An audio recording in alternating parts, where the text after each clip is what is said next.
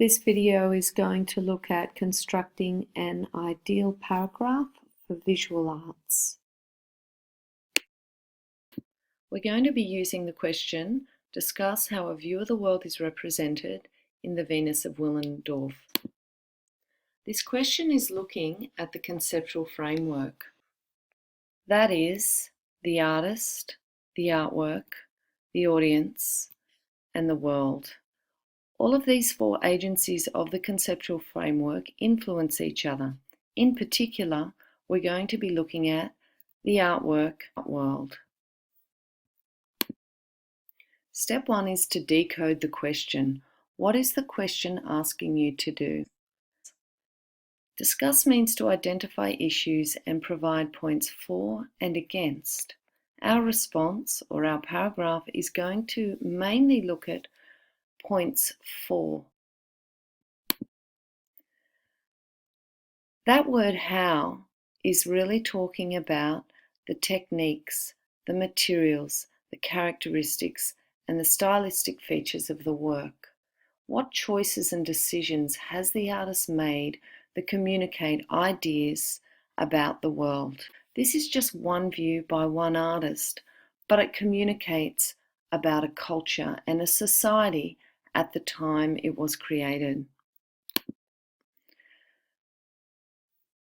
The world of the artist refers to his or her culture at the time the artwork was created.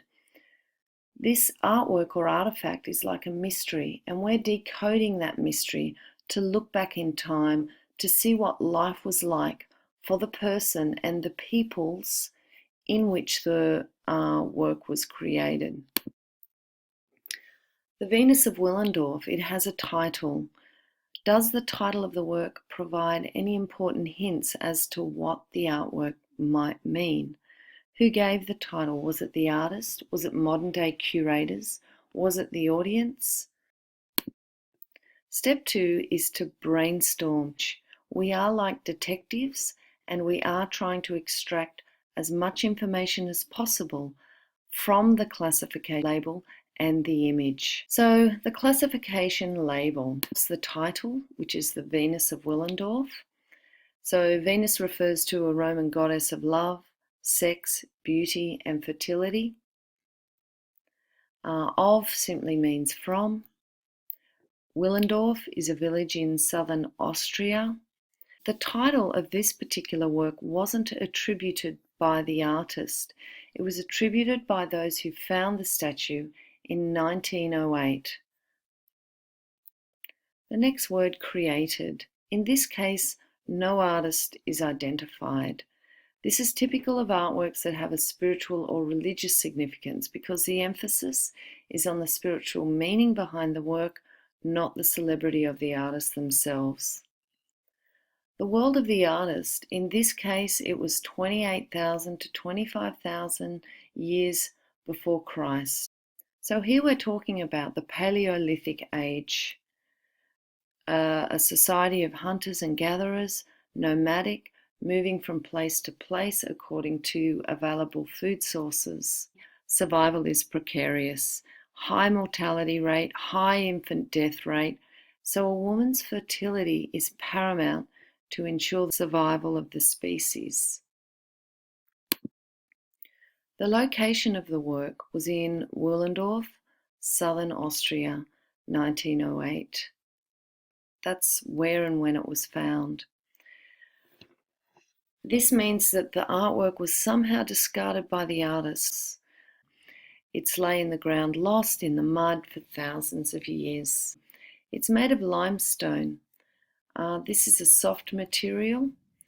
It's lightweight and it's easy to carve. It's also only a small figurine at 10.8 centimeters high. This means it's easy to carry and easy to create multiple versions of the same sculpture. We're now going to look at the image. If we look at the how, in what way, characteristics and features of the work, it's a figure in the round, it's a closed form. There are no arms and legs sticking out that could be easily broken. The breasts and the genitalia area and the oversized stomach are all exaggerated. This is to emphasize the baby-bearing capacities. This suggests something about the importance of fertility was at the time this figurine was created. The small arms, minimal hands and feet, and braided hair kind of emphasize the fact that other body parts weren't so important. There are no facial features, suggesting that the individual identity of the woman depicted is not really important.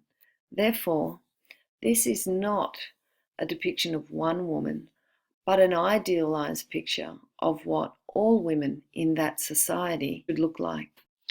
So the third step is to write your response. We're going to use the ideal paragraph structure. First of all, you have your introductory sentence. This sentence should address the main idea of your paragraph, which is the view of the world that the Venus of Willendorf communicates. All aspects of your paragraph should be connected to this introductory sentence. What is the main view of the world, the main preoccupation of that world, of the artist, when the artwork was created, that is communicated through this work or this little figurine, the Venus of Willendorf? The next part of your paragraph should deal with the details of the world in which the artwork was created. So you're talking about when it was created, the place, the countries, the events, who created the artwork, if you know who. And these details need to support the main idea in your introductory sentence. There's no point putting details that don't relate to the main idea in your introductory sentence. It's a good idea to provide at least 3 examples that provide specific reference to the artwork. You could talk about the size of the artwork or the materials it's made from or specific exaggerated features of the artwork.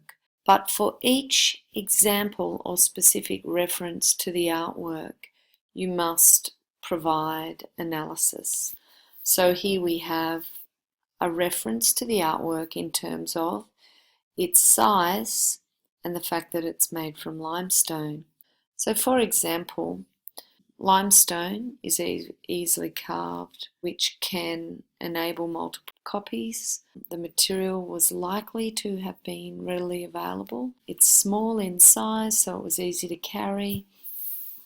And then to take this a little bit further, you can link why was the fact that it was easy to carry or small enough to carry be important in this particular world? Why wasn't this particular piece destroyed? Why was it carried from place to place?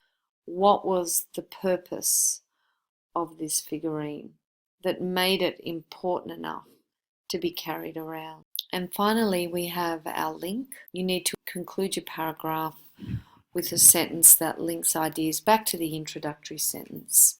You could begin your link sentence with, in these ways, it is shown that the Venus of Willendorf reflects the Paleolithic society's emphasis on the importance of procreation in a society in which survival was precarious.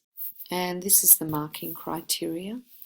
And now it's your turn to write the paragraph based on the ideal structure.